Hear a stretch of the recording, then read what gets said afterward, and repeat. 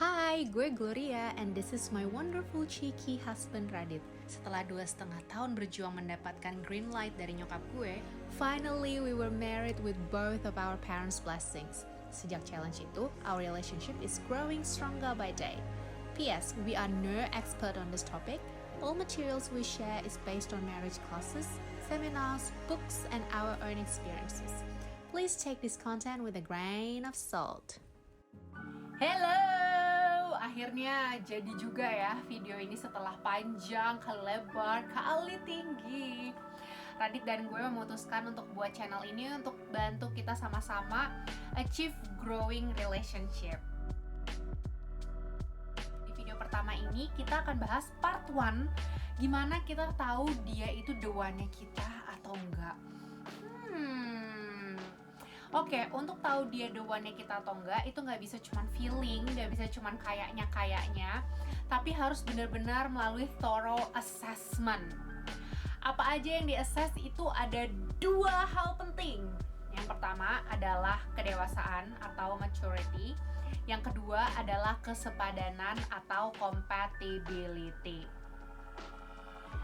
Nah, untuk assessing dia dalam 2 hal ini, kita juga perlu minta hikmat Tuhan. Jangan pakai lensa mata kita sendiri atau hati kita sendiri, karena kita tuh lagi cinta-cintanya, kita tuh kurang objektif gitu kan. Jadi kita butuh hikmat Tuhan untuk bantu kita mengassess secara objektif dan secara lebih tepat dan lebih benar. Oke, yang pertama dulu ya, langsung. Kedewasaan atau maturity. Dewasa itu bukan cuman soal umur ya atau soal pengalaman hidup, tapi dewasa itu gimana seseorang perilaku, berpikir atau merespon dalam situasi apapun. Jadi nggak dalam situasi yang enak doang, tapi dalam situasi yang kurang enak atau genting atau sedih. Nah, itu menunjukkan kedewasaan seseorang.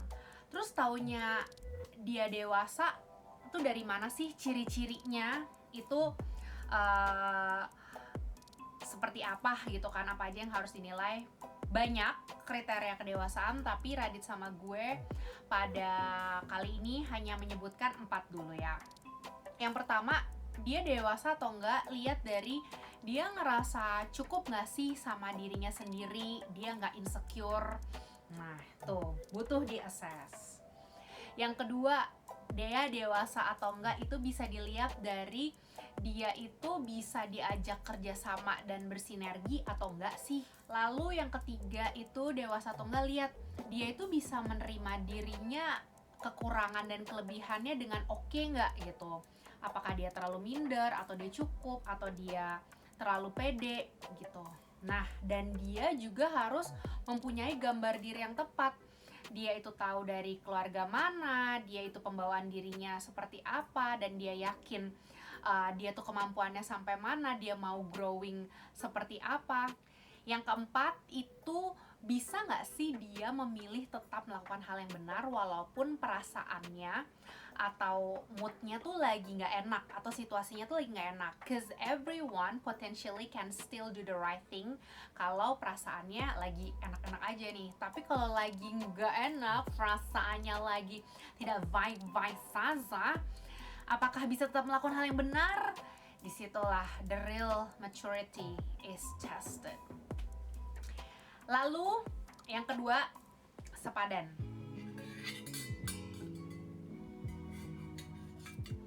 Baterainya habis. Sepadan ini penting banget karena sepadan ini talking about 2 menjadi 1. Bayangkan mur sama baut, kalau misalnya nggak kompatibel, ya nggak bisa menjalankan fungsinya dengan baik, nggak masuk dong gitu, nggak bisa. Begitu juga pernikahan. Nah, sepadan itu dalam apa aja? Ada dalam 3 hal. Pertama, sepadan dalam tujuan personal atau tujuan pernikahan atau tujuan punya anak. Setiap orang punya tujuan, we need to sit down and talk about it sama pasangan kita. Terus sepadan dalam belief, dalam kepercayaan sama Tuhan. Terus abis itu belief dengan tradisi, dengan adat. Terus abis itu what kind of belief yang mau diinjek nanti ke anak kita, and so on and so forth. Nah, relationship sama Tuhan itu bisa di drill down lagi, lebih narrow lagi.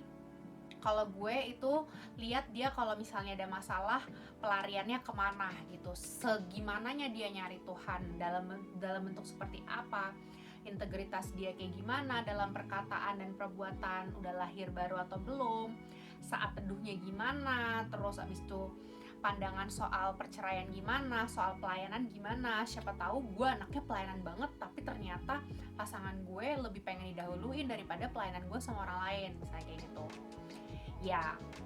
Terus yang ketiga adalah sepadan dalam ekspektasi. Ekspektasi itu seperti, Kau mau nggak jadi pacar aku? Mau? Oke nih, kalau gitu aku installin Find My iPhone dulu. Terus kamu kalau lagi nongkrong jangan lupa sering-sering kirim pap biar aku percaya. Dan tiap malam juga kita harus sleepy call sambil deep talk. Karena kan aku ada trust issue kan. Terus kalau aku kena panic attack gimana? Kalau mood aku kambuh gimana? Kalau zodiak aku kambuh gimana? Makanya aku harus install. Dan kamu juga jangan pernah kasih aku silent treatment atau emotional abuse ya. Oke, kamu harus jadi support system yang bagus, yang healthy relationship supaya kita berdua tuh sama-sama growing gitu. Ini aku bukannya demanding, tapi ya kamu kan tahu aku lagi quarter life crisis juga, lagi sering insecure. Aku juga anaknya clingy, terus love language juga words of affirmation. Jadi please educate yourself lah. banyak banget ekspektasi yang perlu dibahas adalah peran suami istri menurut dia sama gue tuh gimana, ya kan? Mungkin menurut dia suami tuh harus gimana, istri harus gimana, menurut gue tuh suami harus gimana, istri harus gimana. Ekspektasi anak, mau punya anak atau enggak, mau berapa, mau punya kapan, terus pendidikannya seperti apa, terus kalau misalnya sakit, apakah tetap mau sama gue kalau gue nggak bisa ngasilin lo anak, misalnya kayak gitu kan. Terus abis itu ekspektasi keuangan, siapa yang ngatur duit, terus uang buat aset gimana, uang bayar utang gimana kalau misalnya pasangan atau lo punya utang atau orang tuanya mungkin punya utang. Sebaiknya itu dibereskan dulu ya sebelum married juga. Terus keuangan itu untuk keluarga dia gimana, keuangan untuk keluarga gue kayak gimana, terus uang untuk hobi dia seberapa banyak yang bakal dia spending, uang untuk hobi gue kayak gimana. Siapa tahu kalau misalnya gue tuh kalau stres harus belanja, kamu ngerti dong. Terus dia nggak ngerti gitu. Bagaimana. Lalu pengaturan ekspektasi untuk pas trauma gitu. Jadi apakah dia punya trauma, gue punya trauma, itu harus dibicarakan. Terus ekspektasi gue untuk dia bantu gue healing trauma gue gimana, ekspektasi dia juga kayak gimana. Dan sebaiknya juga trauma itu sesuatu yang juga harus diberesin sebelum married. Oh ya, ekspektasi seks juga dibahas, penting banget.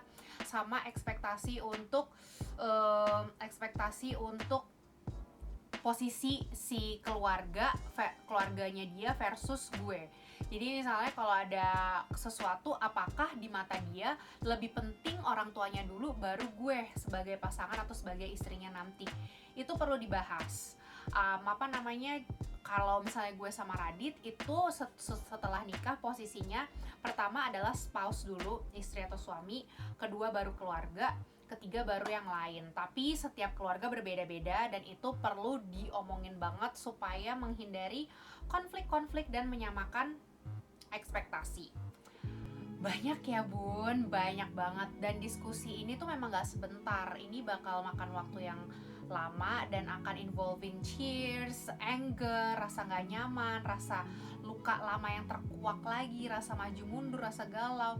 Tapi itu semua memang harus dilewatin untuk assessment yang thorough, untuk tahu dia ini sepadan dan dewasa untuk gue atau enggak.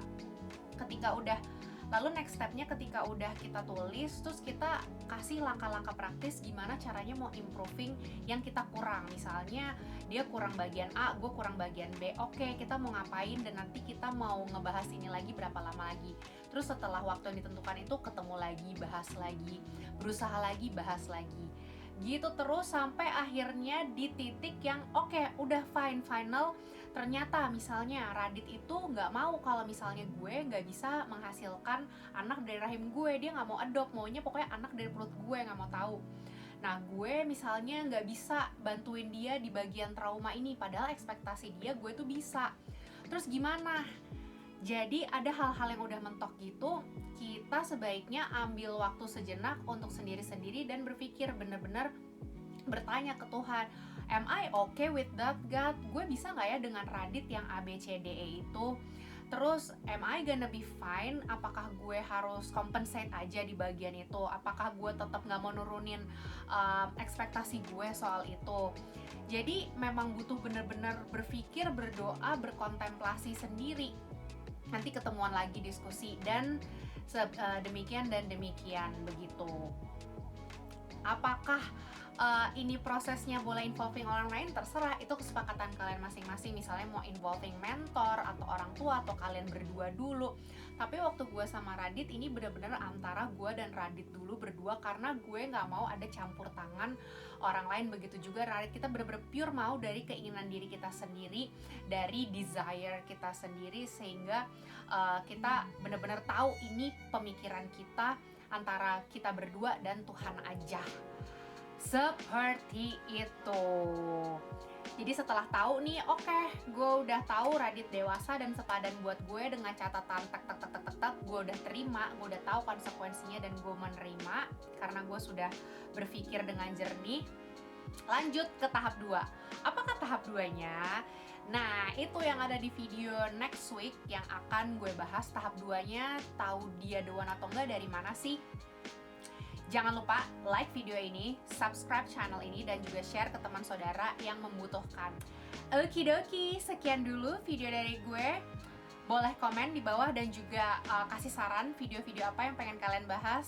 Radit dan gue akan seneng banget bacainnya and more than happy untuk consider the topics. See you next week guys, bye-bye.